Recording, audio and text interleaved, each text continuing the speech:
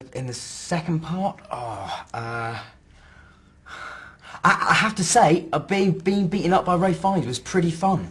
It wasn't always comfortable, but it was fun. I did quite enjoy. I enjoy scenes like that where I get slapped around a bit. It's quite fun. Yeah, so that was good. That was definitely a highlight. Being on the underground cart, which takes us inside Gringotts, being on that cart with Rupert, a guy called John, Warwick Davis, and Helena Bonham Carter, and then Emma, was great fun because it was just, we were all soaking wet. It was you know, we were just making jokes, and it was hilarious. It was really, really good. That was a fun day, definitely. Fun few days.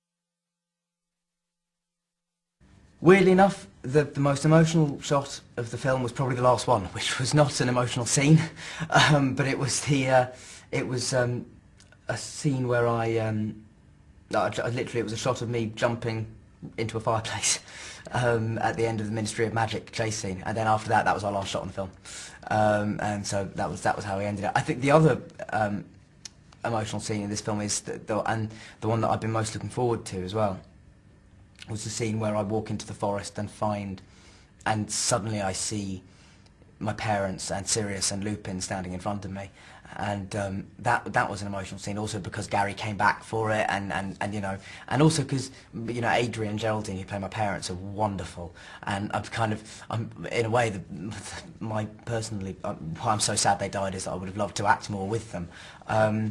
And also the character of Lupin dying for me is one of the most upsetting in all the books because I love that character. And so yeah, that scene was pretty emotional, I think. It should be anyway.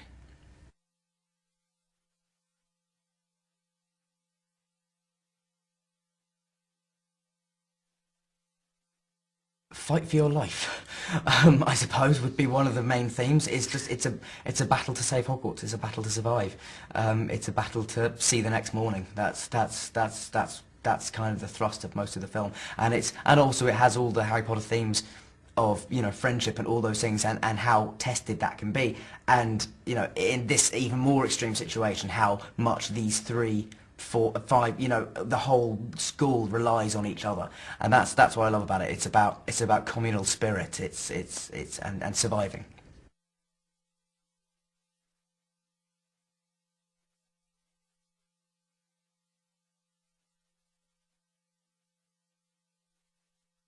I like to think it has in some ways. Certainly for fantasy films, I think we've you know, us and Lord of the Rings. I think you know, we obviously came out around the same time, and they were at that stage sort of designed for a much older audience, you might say. But yeah, I mean, I certainly think we've set a very high standard because we've had fantastic directors, and we've also shown that we're not afraid of taking it in a direction that wouldn't necessarily be expected. You know, I don't think many people expected either Alfonso Cuarón or David Yates to be names in the hat for any Harry Potter films.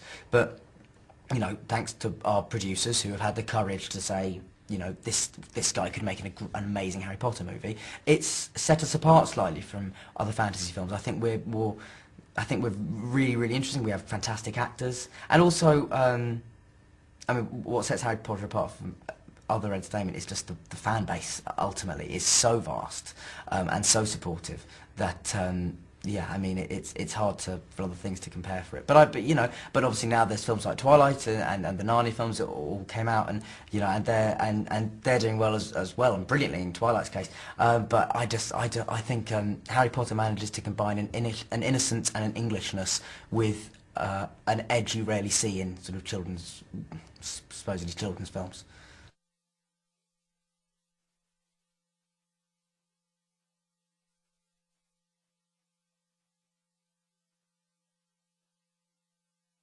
It was no, it was quite sad, but it was, I think, more than letting ourselves be soppy and nostalgic about it. I think we just used the pressure we felt because we knew it was the last one, to spur us on to try and make it the best one we could.